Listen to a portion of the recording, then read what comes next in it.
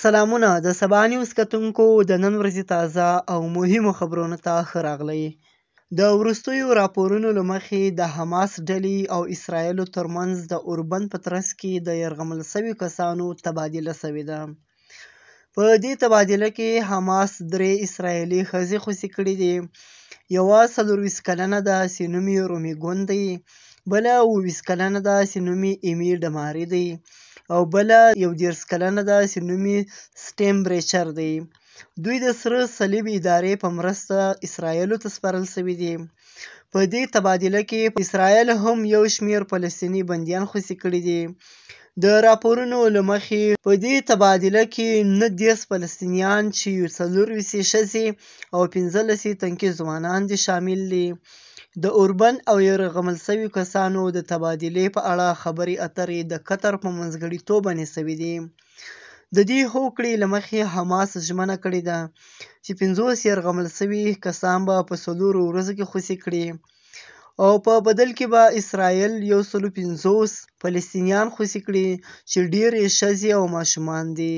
د دې تبادلې په ترڅ کې حماس په لومړي پړاو کې 14 اسرایلي یرغمل شوي کسان خوشي کړي دي چې 6 ښځې دي او 7 ماشومان پکې شامل دي.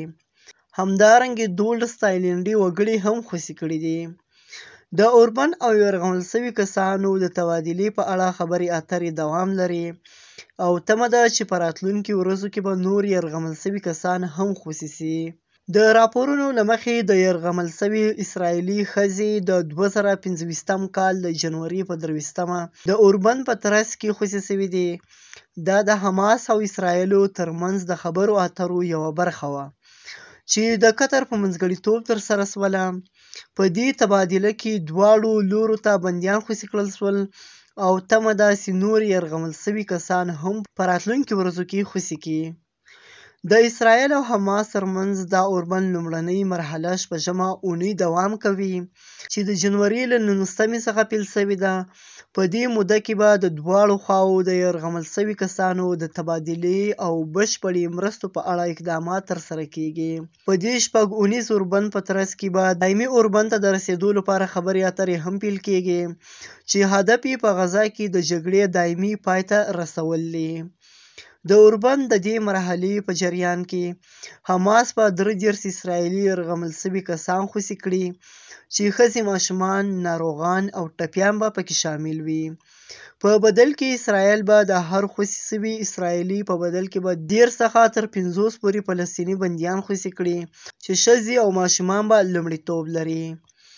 د 6 اونیو اوربند په جریان کې به دواړو خواوو هغه هڅه وکړي چې دایمي اوربند او جګړې د پای ته رسیدو په اړه یوې هوکړې ته ورسیږي. که په دې موده کې پرمختګ وشي، نو ممکنه ده اوربند وغځول شي او نور اقدامات هم ترسره شي. د اوربند د پرمختګ او دایمي هوکړې په اړه به راتلونکي خبرې اترې او پرمختګونه روښانه کړي. دا و د اسرایل او د حماس په اړه باندې نوي او تازه معلومات.